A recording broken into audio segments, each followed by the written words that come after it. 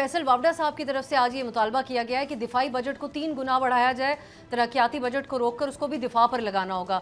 آپ کیسے دیکھتے ہیں ان کے اس مطالبے کو؟ اور ساتھ ہی فیصل وابڈا صاحب آج کل بڑے سخت تنقید کر رہے ہیں نون لیگ پر، آپ کے پروگرام کے ذریعے بھی انہوں نے تنقید کی، اس کو آپ کیسے دیکھتے ہیں؟ دیکھیں، فیصل وابڈا صاحب ایک پولیٹیشین ہے اور ان کو اپنی رائے کے اظہار کی آزادی ہے، تو وہ جو بھی بات ہے وہ کر رہے ہیں۔ میں نے جب ان کو کنفرنٹ کیا تو میں نے تو ان کو یہی کہا تھا کہ آپ سارا کریڈٹ جو ہے وہ ایک شخص کو نہ دیں، سب کو کریڈٹ دیں تاکہ پاکستان میں یونٹی برقرار رہے۔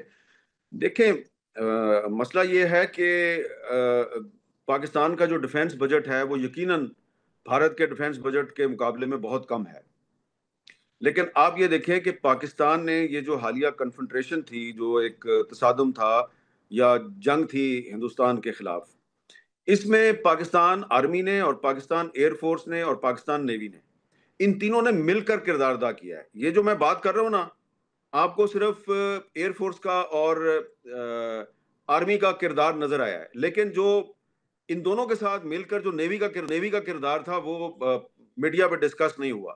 مجھے اس کے بارے میں کافی کچھ پتا ہے۔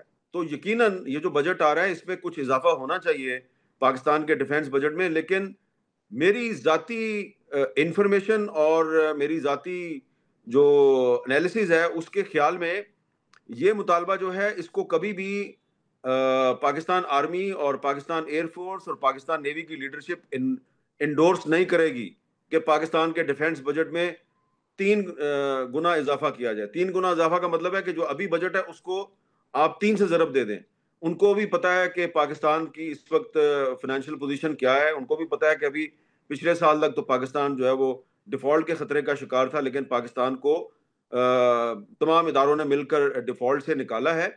تو یقیناً ہم پر جنگ کا خطرہ منڈلا رہا ہے اور ہم لڑیں گے اور بھارت کو منہ توڑ جواب دیں گے، لیکن یہ 3 گنا ڈیفنس بجٹ میں جو اضافہ ہے اس کی میرا خیال ہے کہ پبلکلی یہ بات کرنے کی ضرورت نہیں ہے۔ اگر آپ چاہتے بھی ہیں تو یہ پبلک نہیں کرنی چاہیے یہ بات۔ سبسکرائب کریں اور بیل دبائیں تاکہ کوئی خبر رہ نہ جائے۔